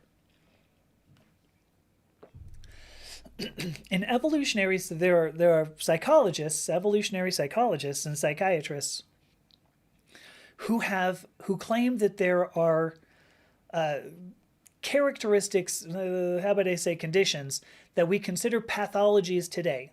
Fear is one of them, anxiety is another one, depression is another one, dissociation. So these are 4 things that you can take medications, maybe not fear, but these are 3 things you can take medications for. Anti-anxiolytics, you can take antidepressants, you can take antipsychotics. I've actually taken all 3 of these. Anyway, point is that those were thought of as evolutionary advantages for very early humans, early humans. It's important for us to feel anxious. It's important for us to go, something watching me? It's important for us to do that. It's important for us to feel fear. Depression, they think, well, every so often, if you've had a rough few weeks, it's a good thing for your mind just to go, you know what, sit down, just sit there, grab the stone remote control and no, it's nothing good. Oh, reruns of the Flintstones. Turn that off. And dissociation. Because if you had a really horrible experience, let's say you're walking through the forest with give me like a caveman name. What, Grok? Oh, I don't want to use Grok. Anyway, you're walking through the forest and that guy gets jumped on by a tiger. You will dissociate your part in that, and that's good. Like these have been characteristics, psychological characteristics that we that have helped us evolve, that helped us get here. I think that's I think it's important to reframe some of these things, because we tend to think only in terms of symptoms. We go, how can we fix these crappy symptoms? And really the point is, how can you address the dysfunction that certain conditions might bring you? I talked about hypnosis quite a bit here, for an hour and a half, well, the first hour. And, but really what you're looking to do is make your life better. And I'm not going to say that medications are always bad. I will never say that. If you need medications, you get them, okay? And I think it's important to think about why that dysfunction is there, what it does. So let me see. Yeah, Amber says, thanks, I'm 55. So am I. I didn't know we were born in the same year. I don't think I look 35, but you do, so. Oh, here we go. Okay, so Angela says it was in the 70s that she started dressing in her mother's clothes. That's pretty sweet. Oh, good. So, Emma, you have seen Back to the Future. Well, go and see Bill and Ted. Those were my people. Bill and Ted's Excellent Adventure, Bill and Ted's Bogus Journey, and Bill and Ted Face the Music. All three. I don't know. If you watch those and you go, what the hell? You will totally understand me. In fact, if that just didn't do it, for me to go, like, you will totally understand me. There you go. So Fox Fury brings up they didn't enjoy their public school years, as it has made them distrustful of people due to bullying. Bullying is a great way to dissociate. If somebody comes up to you and says you're just plain wrong for being, you dissociate that. You go, well, if I let this apply to me, that's going to be damaging. And so you dissociate it and you send it off somewhere else. That didn't happen to me. That happened to somebody else. So, I think this is an excellent question. So Sancordia asks, can people on antidepressants experience grief in a healthy way? I mean, and he's saying, he sometimes wonders that. It's a good question. Ultimately, when you look at, I've said this a bajillion times, but when you look at the DSM, the Diagnostic and Statistical Manual for Mental Disorders, the full title there, that DSM defines a disorder as something that causes dysfunction. So dysfunction means on a day-to-day basis, you experience negative effects to your life. So not just, oh, dang, I don't want to be depressed, but rather that depression actually, affects your life. Can you get to work? Can you do various other things? And, I've brought up, because there are a lot of substance abuses that are in the DSM. Alcohol abuse is a big one. Alcohol abuse is in the DSM, but I have known loads of people. I may actually have been one of those people who was not dysfunctional, strictly speaking. I could make it to work. I could, do all the things I had to do. So your question, I think, Sancordia, to say, can they experience grief in a healthy way?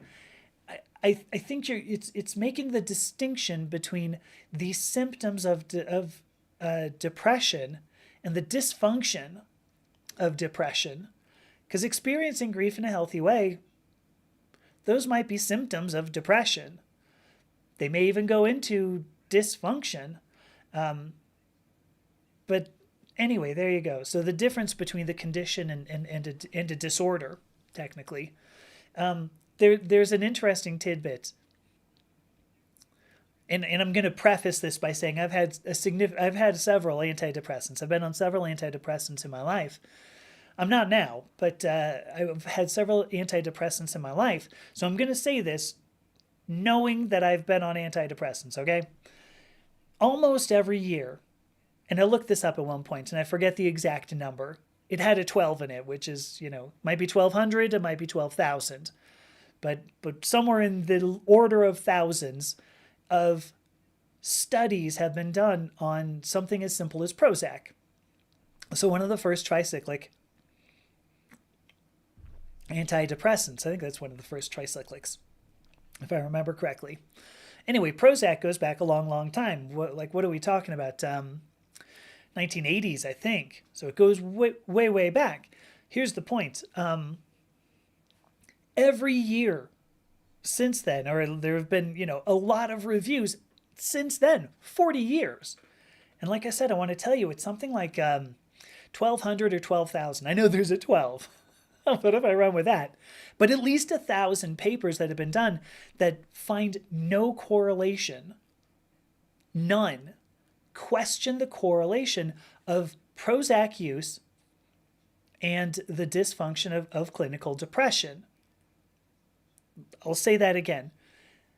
Essentially, what these review papers do, what these studies have done, is show that there is no clinical effect to Prozac. Now, I've been on a lot of antidepressants, and those antidepressants have absolutely worked. There's a distinction, right, between how we end up processing something and whether or not there's necessarily a cause and effect. I'm not saying necessarily the placebo effect, because, we know that exists, but like I can remember when I first got Prozac, they said, okay, so the person who gave it to me says, it's going to take 4 to 6 weeks, okay, for this to kick in.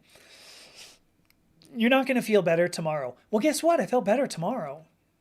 I woke up and I was like, oh my gosh. Already. Thank you, Prozac. Prozacia, the goddess of Prozac. Thank you, the goddess of antidepressants, Prozacia. I felt better, but some of that was because I'd known that I'd taken some steps to fix something. I knew that I had done something. And so there are some really complicated effects to some of these drugs that, if you do a double-blind study, maybe you get people who go, there was no, obvious effect or no statistically significant correlation between Prozac use and mitigating dysfunction from clinical depression, but then they work. So anyway, that went off on a weird tangent. Forgive me for going there. But St. Cordia says, so he's using Prozac for OCD, for obsessive compulsive disorder, not depression. But a side effect is he gets a mood boost. I like that. St. Cordia, thank you for saying this. So somehow the bullies knew I was gay before I did. I think you saying that, almost everybody here is going to go, yeah, seemed that way too. Because that's 100% my experience. So,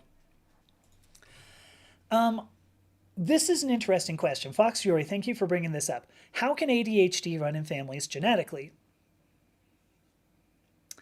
This is a good question because evolutionary psychology is a thing. You think about characteristics that might help us survive. I had brought up, depression, dissociation, whatever. Are these learned behaviors?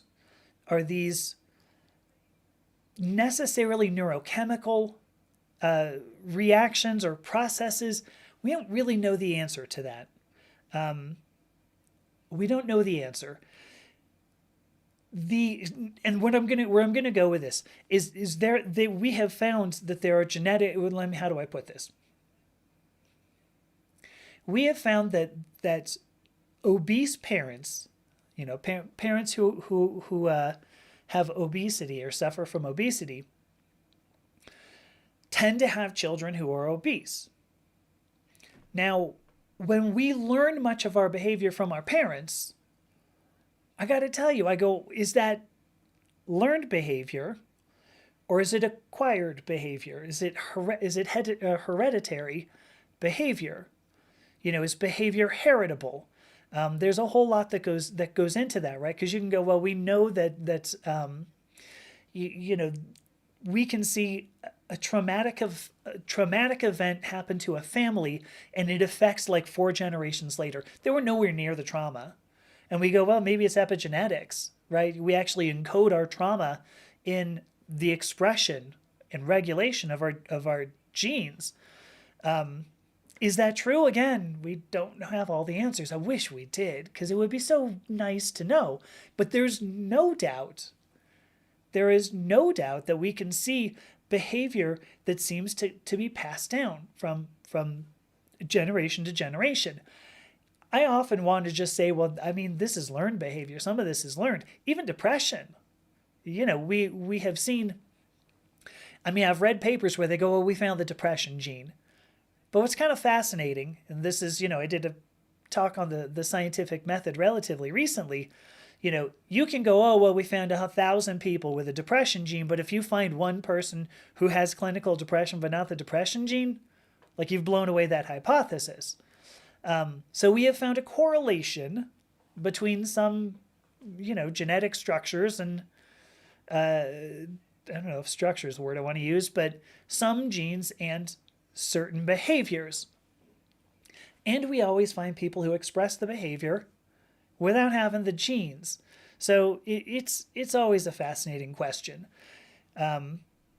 Anyway, we're going way down a rabbit hole there. So let me see. Gosh, oh my, wow. So Angela says her mother was on antidepressants in the 60s. So that would have been lithium, I think, that I can think of it that I know of. Antidepressants in the 60s. So, Charlotte, I just saw this and I want to get this right now. Charlotte says, I would beg to differ. Being a functional addict doesn't mean you're not dysfunctional. It's often a coping mechanism that disguises the dysfunction. And that's the distinction that I want to make. Yeah. The DSM classifies a disorder, that it becomes a disorder, because otherwise what the DSM has is a list of conditions, a list of ways that the human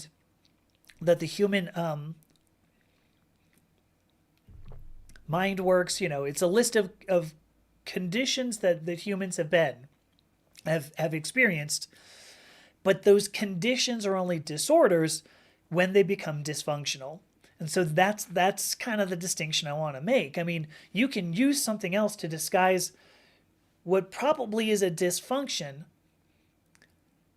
in which case, strictly speaking, like you don't have a DSM dysfunction. I mean, it's a dumb point. But again, like what I was talking about with Sancordia, that's the distinction between like a condition, like clinical depression, and feeling depressed. So you can feel depressed, but until it becomes dysfunctional, it's just depression. So it's weird stuff, super weird stuff. And I don't pretend, obviously I'm not a psychologist. Hopefully everybody knows that I'm not a psychologist, but these are very interesting things when you look at the data analysis in particular. The way that these things end up being defined and characterized, and then how insurance is going to pay for it, yada yada. It's a great point, and thank you for bringing this up, Charlotte. Is that oftentimes you have one just barely not dysfunction that masks another strictly dysfunctions. Good dysfunction. So yeah, it's a good point. Margie says, yeah, she was. Is this Effector? Is that what it was called? I think. I don't know if that was a misspelling. I don't. Otherwise, I don't know this drug, Effior. But yeah. So put on this drug. Felt better the next day. It was the start of a roaring manic episode. Yeah, because SNRIs were totally inappropriate to her circumstances. Interesting that. Because the SNRIs also take a while to titrate to concentration, weeks. And so it's like, is that, ooh, gosh, Charlotte, here's another one. Humans know how to other people well.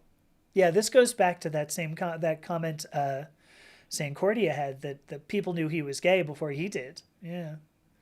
Oh, I'm sorry. Margie got a couple of phone calls she wishes she didn't. Oh gosh, this is Emma asks Does anyone else keep having crying sessions because they can't get sleep? Oh, Effexor. Thank you. That's what it was called. Thank you. Okay. Effexor.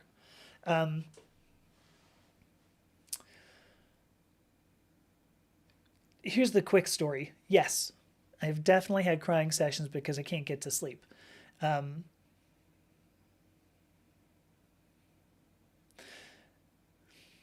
trying to think of what else I would say to that, because obviously it's not something I would go, hey, good luck. It's a difficult situation, and I don't know exactly where you go with that. One thing that is positive, I will tell you, is that at least you're able to have crying sessions. It means that you're feeling the pain. You're feeling these emotions, and I'm not saying woohoo pain.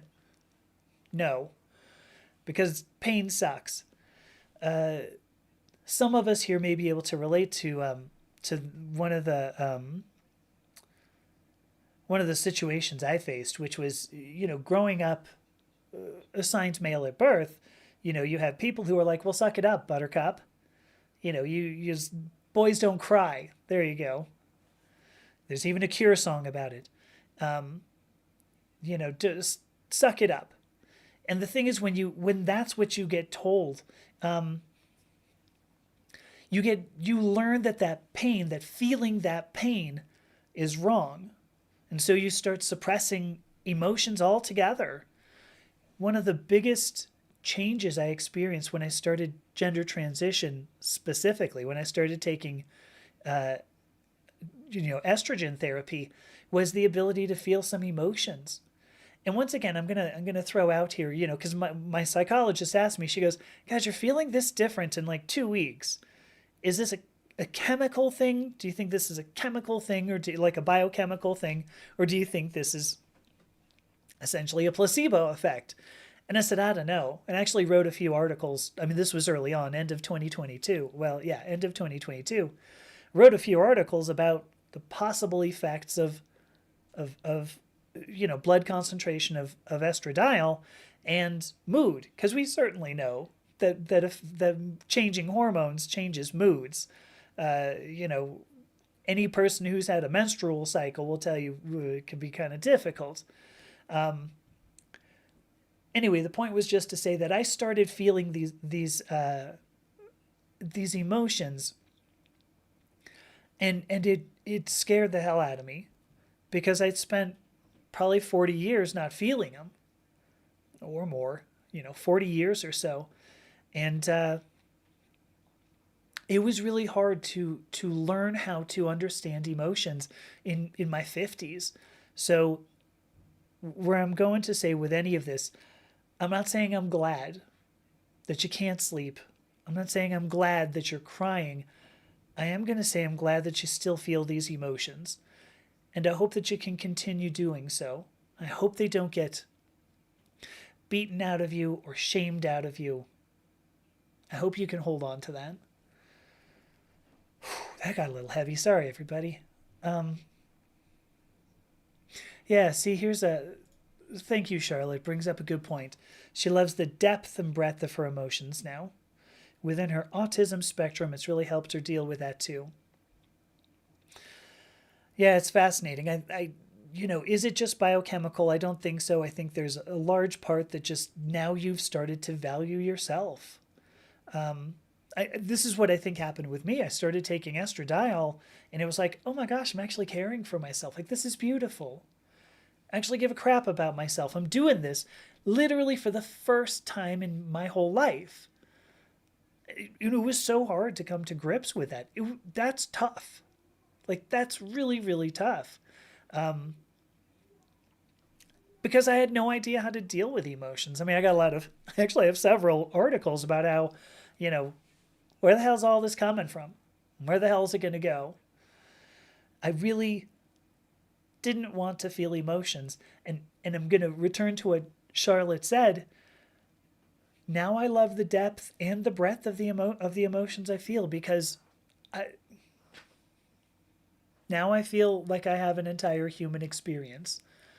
It was certainly frightening at first. It took me at least 2 years to figure out how to process this. I'm not always the quickest learner.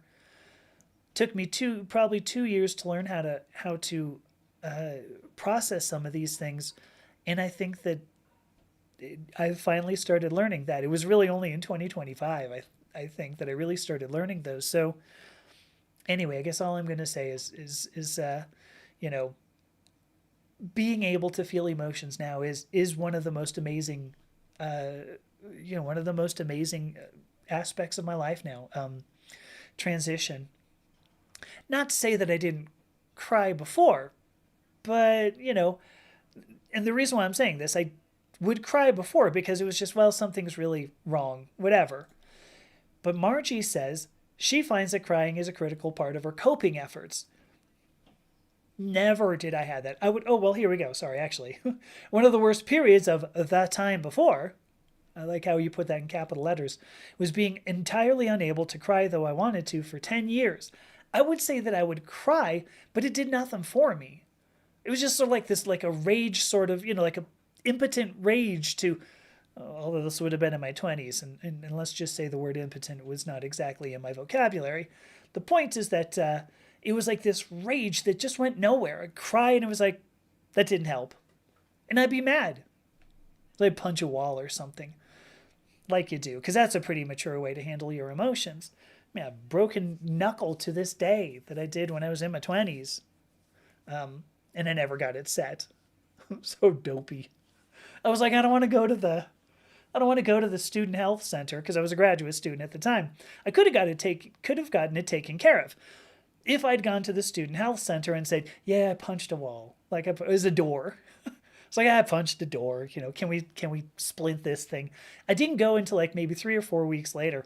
And somebody goes, hey, what are you doing? What the hell happened to your hand? Go fix that hand. So I go to the student health center and I was like, can we do something? And the guy goes, how long has it been? I don't know how many days, but it was like a couple of weeks. And I go, it was like a couple of weeks. And he goes, nah, now I can't do anything. And I said, well, it'd be really easy to break again. Can you just like re-break it? And he goes, nope, can't do that. Now you're just going to live with it. And I went, crap. And I really, truly started thinking, I was like, well, I could just punch the wall again, right? I mean, it's got to be pretty easy to re-break. I could just punch the wall and then I could get a splint. And anyway, I never did. And now I have a weird knuckle. Anyway, so thank you, Margie. Good. Yeah, I mean, now crying is a very big part of my coping efforts because it's like, well, now I can actually get some of these emotions out. I can feel them and let them go, which is so beautiful, personally. Margie says she noticed the fluency of emotions, being able to put form to them upon transition. I think that's an excellent way of saying it. Fluency of emotion. Yeah. So Charlotte brings up, Emma says it's messing up the sleep schedule. So, something to do there. Charlotte brings up vitamin D wait, are you talking actual vitamin D? Maybe I'm wrong. Because then you say it's a hormone that helps sleep if taken regularly. There's also melatonin. I'm going to bring it up, but I will tell you this. I've used melatonin because somebody said, this helps you sleep. And I remember I took it for maybe a week, probably, or so. And I had the wildest dreams that I was like, these are not normal. Ended up looking up. I'm like, does melatonin do something weird to you? And then ended up finding, yeah, like a lot of people, well, I don't know about a lot, but certain people, they take melatonin, like pills, and have these weird, crazy dreams. And I was like, ooh, I'm not gonna take that anymore. Here's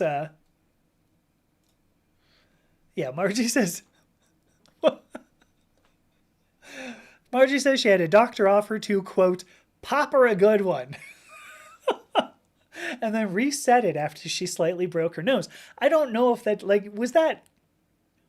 does that conform to the Hippocratic Oath? I'm just trying, do no harm. It's like, listen, I'll fix that, but I am going to have to punch you first. Is that, I don't know which part of that comes to. Yeah, I'm not really sure. It's a great question, but and then Angela brings up, and thank you. I think you've confirmed what I was saying. So Angela says when she was young, she decided to destroy her emotions to survive. I think that's what I think that's what the queer community has to do often. And I'm not even, I'm not even trying to generalize your situation entire, to all the rest of us. Destroying your emotions to survive. I think the queer community has to do it. And what's sort of crazy, white men seem to have to do it too. So your I'll get this, white middle class men who are running the show right now, oftentimes they do it at the expense of their emotions. And, I'm not, to a certain extent, you can go, yeah, cry me a river. I mean, at least you run the show. But destroying your emotions in general is no good. That's no good. Yeah. Okay, well, thank you. So Charlotte's saying vitamin D is also classed as a hormone. I did not realize that. Helps regulate estrogen from what she's read. There you go. Also off. Margie's got now. The doctor offered to use a gadget to break the nose precisely, or offered me the option of leaving it be. Yeah, I mean,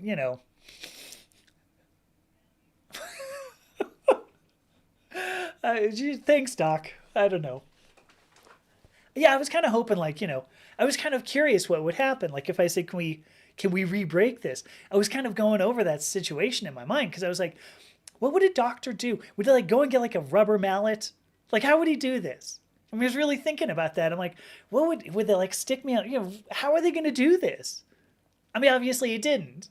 But I'm thinking about this in my mind because I'm like, well, I would have to turn my head away. It was I couldn't watch that. And then I was like, no, I would have to watch. Because that would just be so messed up. I gotta watch this rubber mallet. Just go, bam, or whatever. Anyway, it didn't happen. But I was curious. How is he going to do this? Could he use a chisel or something? I wasn't sure. I was young. Was drinking a lot. There we go. This ended up being a really fabulous conversation. Thank you, everybody, for all of this. I was hoping to use this live stream specifically with the talking about hypnosis and cut that up and put it into other videos because I've been meaning to do this for 6 months and I feel so dopey. But meaning to do this for 6 months. So thank you for being kind enough to listen to me while I gave this whole thing. What's interesting, by the way, this is all of these notes here. When I took this hypnosis class, these were the kinds of things you're supposed to put into a consultation. I just talked for an hour. A lot of times you schedule an hour to do a consultation, and I found pretty quickly it's I can't talk about all this stuff. So what I've been thinking to myself is what I need to do is make videos so that I can talk to somebody and they go, hey, listen, if you want to hear more about that, I'm going to give you a link and go watch that instead of, me talking about it. But let me talk to you instead about what you need. So anyway, thank you for letting me do that. There's a word I'm looking for that I'm just not getting. I want to say inferred, impressed, but that's not it. So, all right. 7 o'clock here. I'm going to go. And I've just got to pop that up just so that it stays in the, for posterity.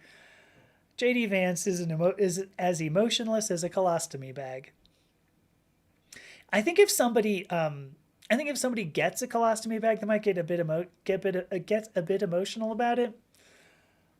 I don't think the colostomy bag itself feels too upset about it, but anyway, okay, there we go.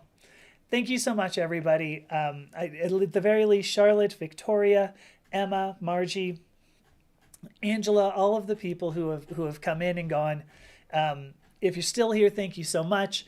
I highly appreciate that anybody allows me to do this, what I do. And again, so Margie says, looking forward to the session on the weekend. Again, if you want to join the Discord server, so I'm looking at probably looking at Saturday, probably 2 p.m. Mountain time. If you want to join the Discord server, you can search for it. Tomorrow, at the very worst, I will have a page up on my website, which is, oops, guess I better move this now. purplepawclan.com. It will end up being purplepawclan.com/Discord. It's not there, so don't look for it yet. But that will have a link as well. Search for it, connect with me, send me an email, whatever. If you want to join the Discord server, there's ways to do it. And if you're going to be there, I'll see you on Saturday. Otherwise, I will be back on Sunday afternoon, 2 p.m. Mountain Time. Yeah, on Sunday. So thank you so much. Talk soon. Bye.